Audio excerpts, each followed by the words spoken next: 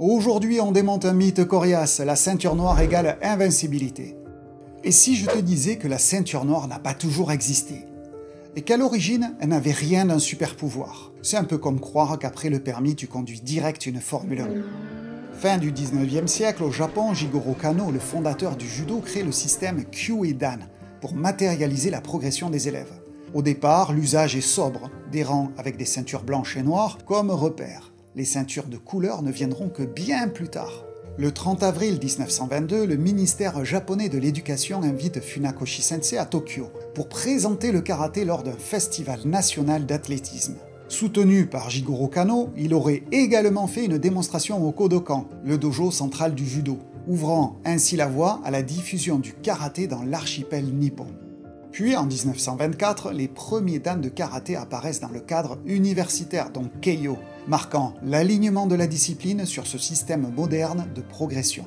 Tu vois l'idée? On passe d'une tradition d'Okinawa à un cadre académique sur le Honshu. Le système Kyuudan, à la base, ce sont des repères pédagogiques, ni magie, ni technique cachée. Un peu comme des paliers scolaires, CP, CE1, le bac. Et personne ne pense qu'au bac, tu deviens Einstein. Alors pourquoi cette perception culturelle que la ceinture noire est imbattable? Et pourquoi les gens me disaient souvent « Ouh là là, il faut pas t'embêter toi hein ?» quand ils apprenaient que j'étais ceinture noire? C'est à cause de la culture pop qui s'en est emparée. Cinéma des années 60-70 avec des héros qui terrassent 10 adversaires dans un donjon, d'un gars en grand écart entre deux chaises dans les années 80, ou des mangas animés avec le niveau ultime. Transformation! Tu sens la super aura là? Et ainsi de suite. Résultat, l'imaginaire collectif confond symbole et réalité. C'est un constat culturel et l'influence pop est diffuse et cumulative. Mais à vous, au dojo, la première fois, tu regardais les ceintures noires comme un Jedi?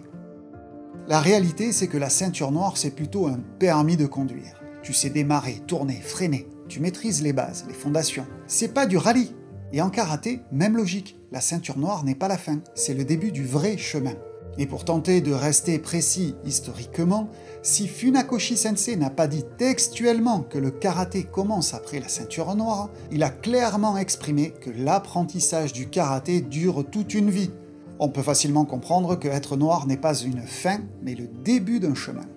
Petit aparté historique, tu entends parfois que les ceintures de couleur viennent de Kawashi. La version plus solide est que Kawashi Sensei a popularisé dans les années 30-40 en Europe, notamment en France, le système coloré pour rendre l'enseignement plus motivant pour les débutants et offrir des repères visuels de progression, d'abord en judo, puis ce modèle a infusé ailleurs, dont le karaté. Les historiens débattent encore des détails d'antériorité, mais l'idée admise qu'il a joué un rôle majeur dans la diffusion des ceintures colorées. Bonus légende urbaine. Le mythe de la ceinture blanche devenue noire par la sueur, le sang, la poussière. Elle n'a pas de base historique, c'est un conte moderne qui circule. Sympa pour les soirées, mais pas du tout pour un exposé historique. Alors, ceinture noire, c'est la fin ou le début? Promis, pas besoin de sabre laser pour progresser, juste du temps, de la curiosité et un bon plan d'entraînement. Et si tu veux suivre un cadre de progression, idées d'atelier, de pédagogie, d'entraînement, des éducatifs, Imagine Arts Digital te donne un cap. Idéal quand tu pratiques seul en dehors de ton dojo, ou que tu enseignes et que tu ne veux plus tourner en rond. Bref, un dojo virtuel pour progresser intelligemment entouré d'une communauté de passionnés.